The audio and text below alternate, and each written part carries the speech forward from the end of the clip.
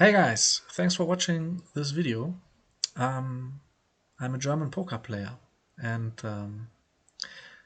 unfortunately my English is not so bad, so I hope you can understand my explanations about my thoughts.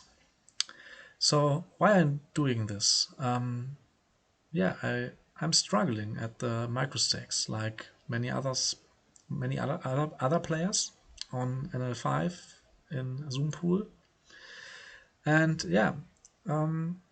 it's I'm very desperate about that.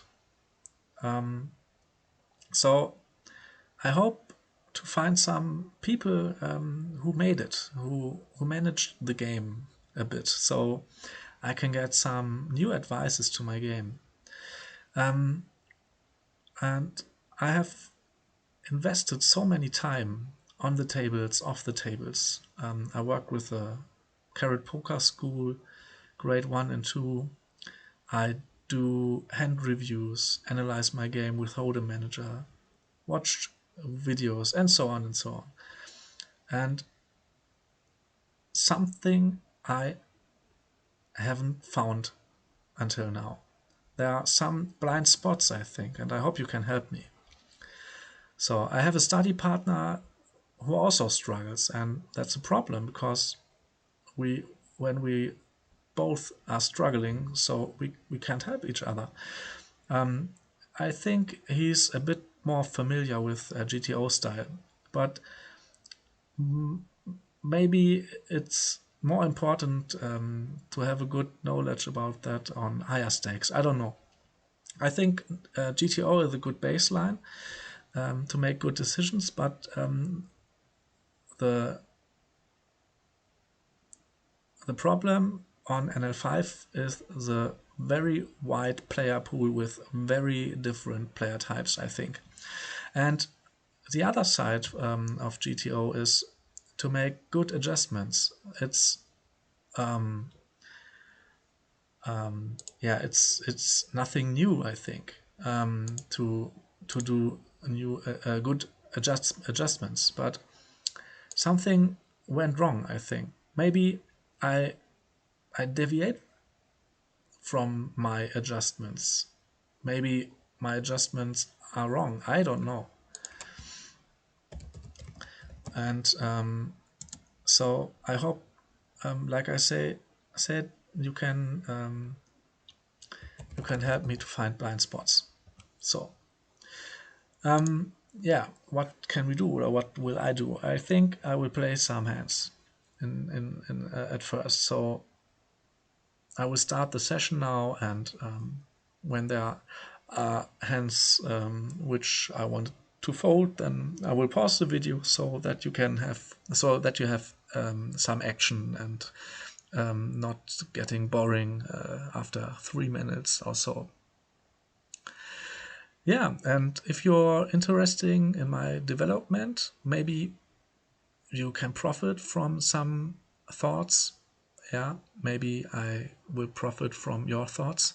Then you can follow me on YouTube at first. I'm not sure if I will make other videos, but at first I will try this. I want to try this because I think when I reach some players all over the world, someone will be there who can help me for sure. Okay. I try to describe some problems. I said something about adjustments. As I said, are these the right adjustments? Maybe I have to say goodbye to a loose aggressive style or something else. Maybe NL5 needs more a weak tight approach. I don't know. More folding.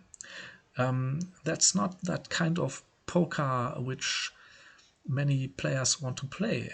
Maybe they want to play an action poker, so many hands, many action, many decisions.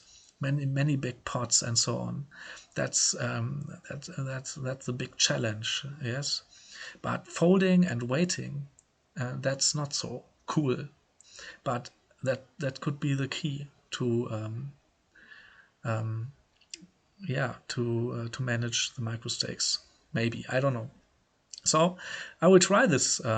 So I watch my database, and yeah, I find some information about early position plays that many players are very tight in these positions. Against some players, we can do a lot of 3-bet stealing. Against other players, we have a big problem when we defend our big blind passively, when we use the standard GTO wizard ranges, in my opinion. So that's one big question. How wide shall I defend my big blind? Because when I look at the database, I can see a lot big losings in the big blind. So not in the free bet spots, but in the calling spots. So maybe that's the case. That aggressive play is fine as long as we are the aggressor. And that's the other thing in this. We have to be careful about the river play, because when I see my blue line, then yeah, I notice that it's really flat sometimes. Sometimes it goes up, sometimes it goes down, and yeah, it seems that I'm too aggressive in case of bluffing or calling too much against several against some player types. So that's in this case, I'm very confident, because I'm not sure about my hand. Is this a good bluff hand? I'm not sure about the player type. Is this a player type who can fold his bluff catchers? Is this a player type who is calling way too much? Is this a player type who has a value heavy range on the river, or a bluff heavy range on the river? And that's a big problem, I think, because of the white, because of the player pool is so wide. Yeah, we cannot consider every options. So maybe I need a good basic strategy, which gives me a feeling of control the player pool, and maybe it's a weak, tight approach. I don't know. When I look through the World Wide Web, I don't know any player who beats the microstakes. There are so many players who have contracts with big poker sites, or buy or sell some poker content and so on. Yes, and maybe it's all safe and good work, no problem. But when you watch streamers, they try to beat the microstakes. I don't know a streamer who made it, and that's crazy. I'm not sure about if we can manage microstakes in 2023, especially in Germany, because we don't have any rake back. We have higher rake. It's crazy. So I have to find it out if there's an option to make money a little bit on micros. And if you are interested, you can follow me on YouTube for the next time and leave me a comment. I will very appreciate that. Thank you very much. So I will start the action now, and let's go. So here we go. First hand, kings. No, why not? I think it's a standard 3-bet, of course, from the small blind against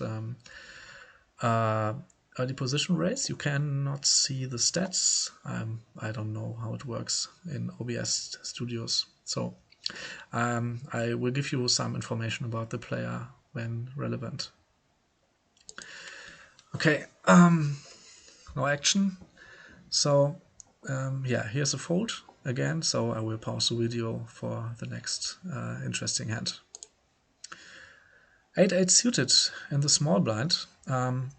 Yeah, I have no idea what this 3.5 BB sizing means. Sometimes yeah, it's a little bit recreational style. Sometimes it's value heavy style. I'm not sure, but yeah, Ace 8 suited is definitely a fold in this spot.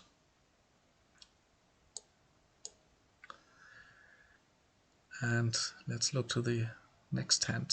I think Jack 5 is a loose open, but with a tight passive player in the big blind, we can try to steal the blinds. So when the small blinds 3 bets here, I will fold my hand, of course. Okay, it's a small 3 bet, but as I said, it's a fold.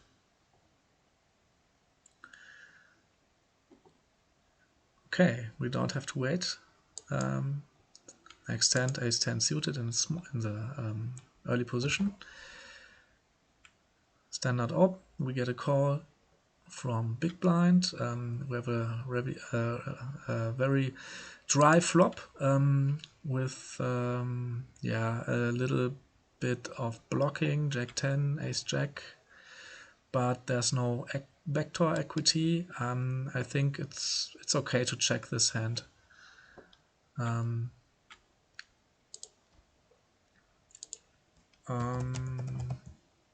I expect a lot of calls here on the flop from pocket pairs, Jack X and so on. So I think check behind, check full turn is an okay play here.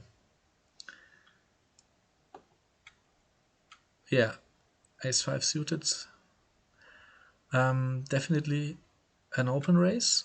And sometimes a 3-bet. I think this player here with 43, 77, 27 stats is loose enough for 3-betting. I think he has a really wide calling range, which is weak. Yeah, this board is dry. Okay, I'm not sure about this donk, but I only have one overcard and a backdoor flush, and he's polarizing his range, so I will fold. So we save some money, I think, and get the next good hand to play.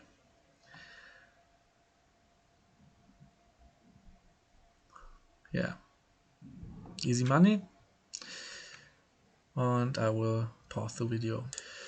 Here we go. Next hand, jacks on the button. We open raise 2.5.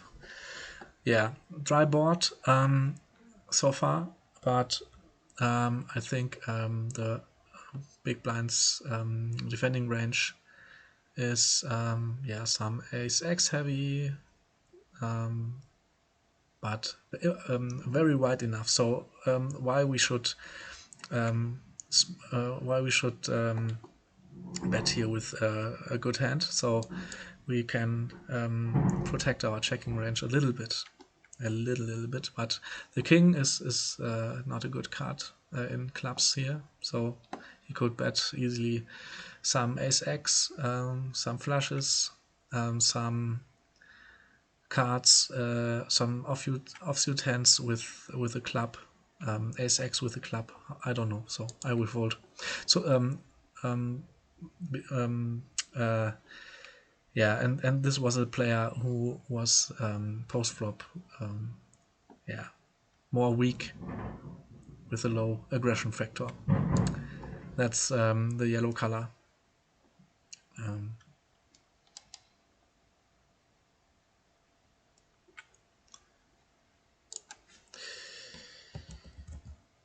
sorry.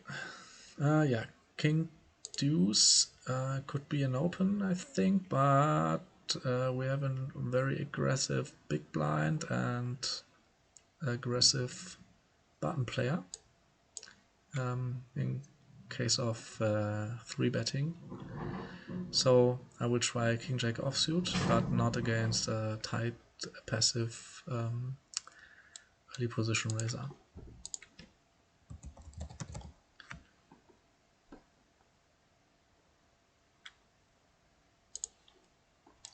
Okay, I think we pause again and wake up with 7-6 suited.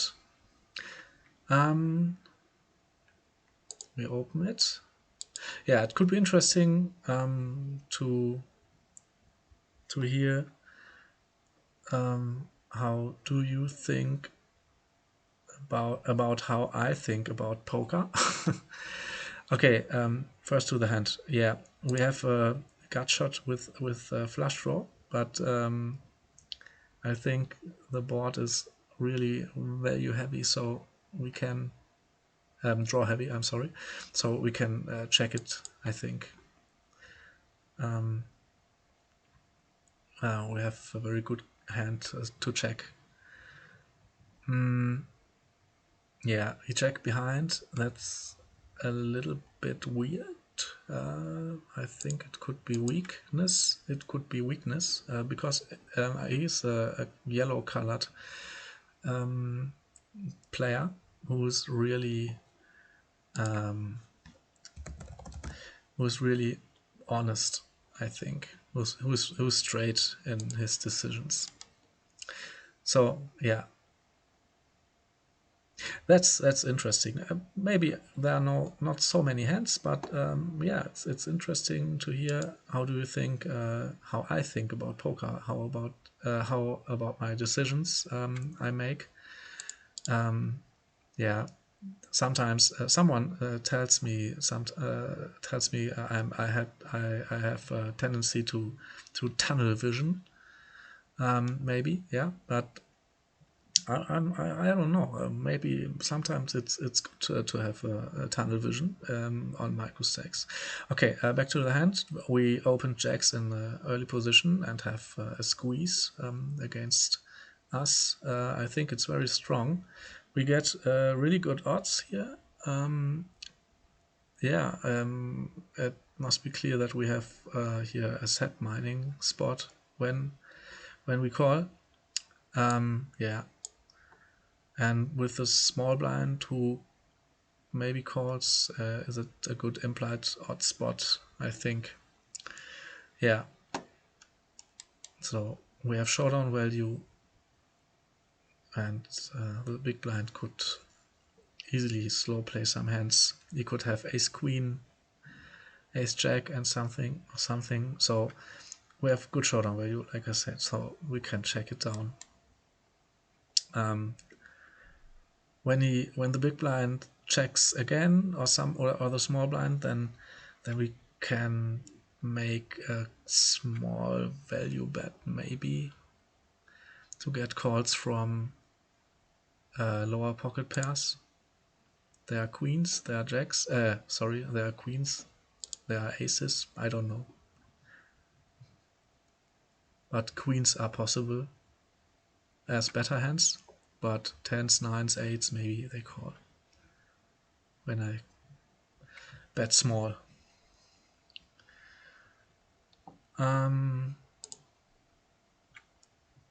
Yeah, the next side effect from this is I only speak English in holiday. And the more I'm drunk, the better I speak English. Now I'm clear, and I have to concentrate a lot. So it's really okay to speak some English in my free time when I don't have any holiday. Maybe I have to start Bubble. You know Bubble? So it's a language trainer.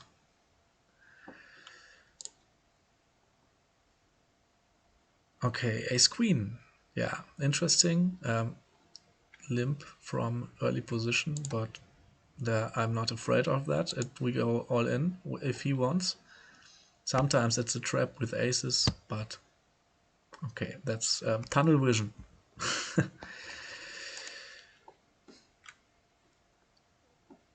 Okay, I will pause again.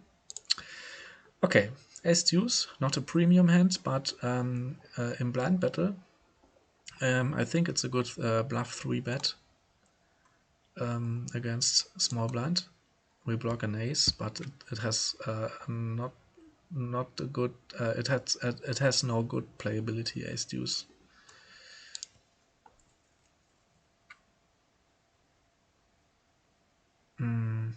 Yeah, I think we have a standard range c-bet here. Yeah, we can improve our hand to a monster, I think.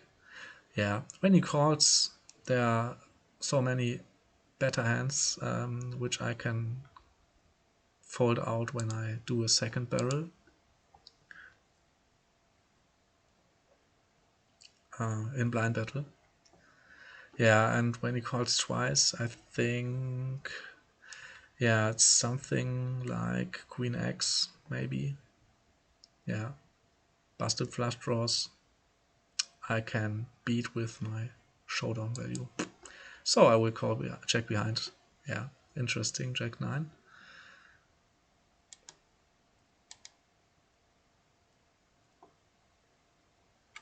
Yeah, and on turn, yeah, as we've seen, I can fold out some better hands, but I get calls from weaker hands. That was the plan. So in blind battle, yeah, in general, I think I'm too careful. I'm too afraid, but the ranges are so wide that I can be more aggressive, I think. Yeah, King 5 suited, I think it could be an open race, but yeah, why not? The player types are okay.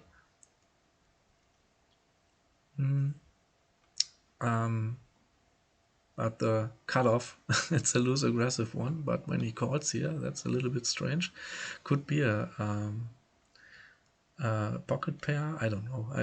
That's tunnel vision again. So, I mean, it was a bluff, a steal race, so we don't hit anything. It's three-way, yeah. So no bad thoughts here. We just fold. Okay, let's look. We fold 5-6. Yeah, and play ace jack offsuit.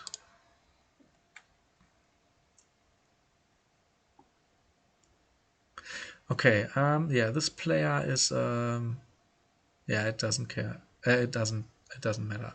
It's a fold against two players, but anyway, this is a relatively, I don't know, grammar. It's a tight player, so I will fold here. Ace jack anyway. So when there's a tight 3-better in the blinds, I mean when you 3-bets about 4 or 5%, then I don't have a call with ace jack offsuit. I think it's often enough dominated. Okay, what is it? A 3-bet or a fold? Sorry, a call. I think I can 3-bet this hand because we have a very loose aggressive player in button. On the other side, we can call and yeah, post flop play. Again, when we hit, can we slow play some hands? But I think 3-bet is the better play because we have the initiative and can control the hand a little bit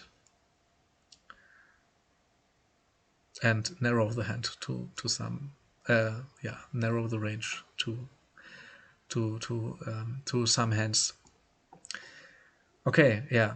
tight passive player. I think a 6-5 sometimes is a 3-bet against the cutoff, but against a tight passive player, I think we have a fold here.